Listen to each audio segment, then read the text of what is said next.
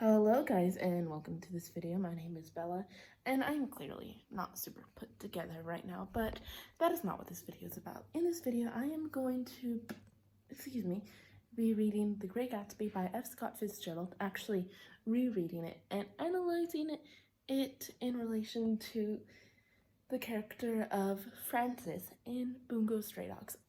I will be listening to the audiobook. The audiobook is 5 hours, and today our power has been going on and off, so I plan to get a lot of organizing and cleaning done when the power is out, so that I'm still, doing something, but I'm hoping that while the power is out, I will be listening to The Great Gatsby.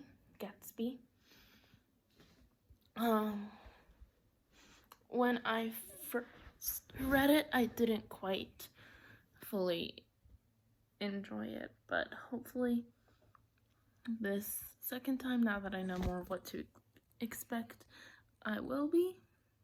Let's hope. And I should have really put on some makeup before doing this intro.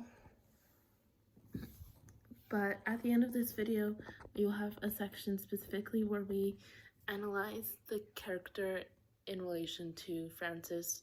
Most of what you will be seeing from this will be just Bungo Stray Dogs. So I finished The Great Gatsby, and here are my final thoughts. So I just thought that it was good.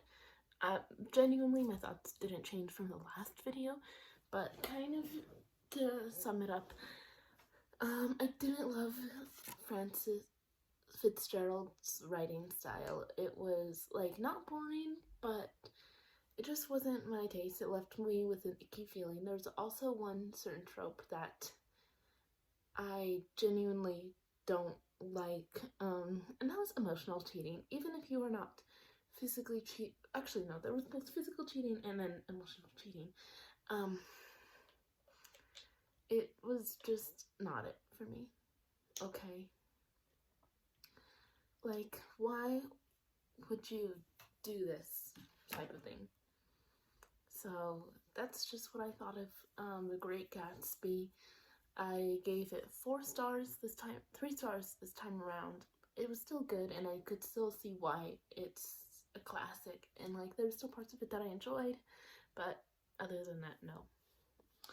So I have a script written out for what I think of, for my analysis of Francis in Bungo Stray Dogs.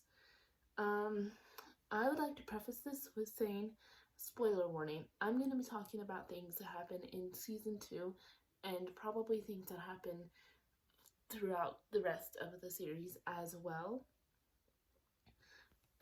First of all, I'd like to discuss Francis's power itself, the Great Fitzgerald, which allows a man to spend money in exchange for physical power, including strength, speed, etc.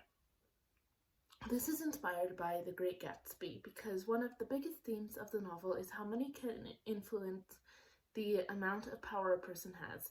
This directly shows how this is a direct embodiment of the idea that financial wealth many times brings about dominance. In addition, this shows that Francis's power is indeed an illusion, which reveals an aspect about himself and his internal motivations. He does not want more power because he already has it. So did Gatsby, however he might have attained it. Gatsby wanted more than that. He wanted love, he wanted belonging, he wanted validation. This mirrors Francis because of his ability, among other things, of course, but his ability shows that drive is not greed, but is indeed something bigger. In addition, Kafka Asagiri chooses to write in several of the characters from The Great Gatsby into the story of Bungo Stray Dogs, and I would still like to include them. Those being T.J. Egelberg, who I acknowledge is not technically a character in The Great Gatsby, but he still is referenced a lot, and so I would still count him as a character. and Tom Buchanan, and how their inclusion into the anime and manga impact the reader/viewer's interpretation of the work as a whole. In the novel, Eckelberg's eyes are often interpreted as a symbol of moral judgment and the emptiness of materialism. His eyes cast a shadow over Gatsby, and thus the character does so with Francis.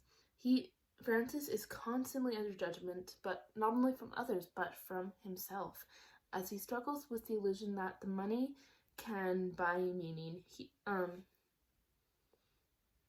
He struggles with the significant and sudden loss of money, which can be interpreted as him struggling with his identity and needing to ask himself, without money, who is he? Tom Buchanan, meanwhile, embodies brute privilege and entitlement, contrasting Francis's earned wealth with inherited dominance.